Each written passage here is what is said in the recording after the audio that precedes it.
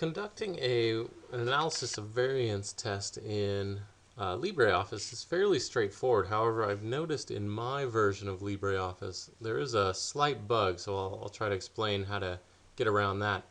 But basically what I've done is taken the problem that we had and rewritten the data in columns. So my small cars column data is in this first column, and then medium, and then large. So all we have to do then is come up to the data file menu in LibreOffice, and you should have an option down here under that says statistics, and look for analysis of variance. So the first thing we have to do is select our input range. So let me get rid of the value that's in there, and I'm just going to select all the cells while my cursor is in the input range. Select all the cells that I want it to run the analysis on. So keep in mind, I don't want to select the labels up here because that's not the data that I want to run the analysis on. And then in this results to, click in there and get the cursor in there.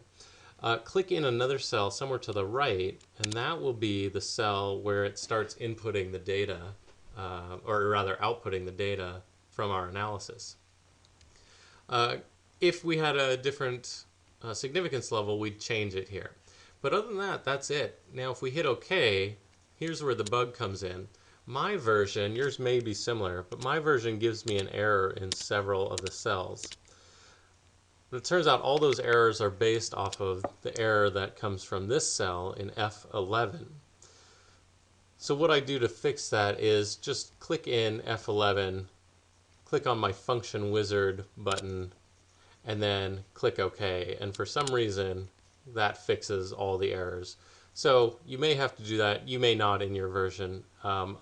Send me a message if you're having more problems than that, and I'll try to help you out. The big ideas that we're concerned with are this F statistic. This is our test statistic, and it's F because it follows an F distribution.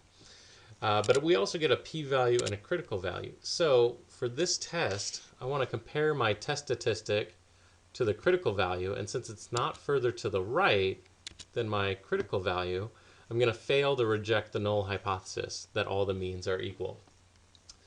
In other words, it does look like there's enough evidence to support the claim that all the means are equal. Also, we could have done the p-value and compared that to our significance level of 0.05, and then we notice that the p-value is greater than our significance level. So again, we'd fail to reject the null hypothesis. But that's it for an analysis of variance. So try this on your homework problems and see if you can get this to give you the correct information.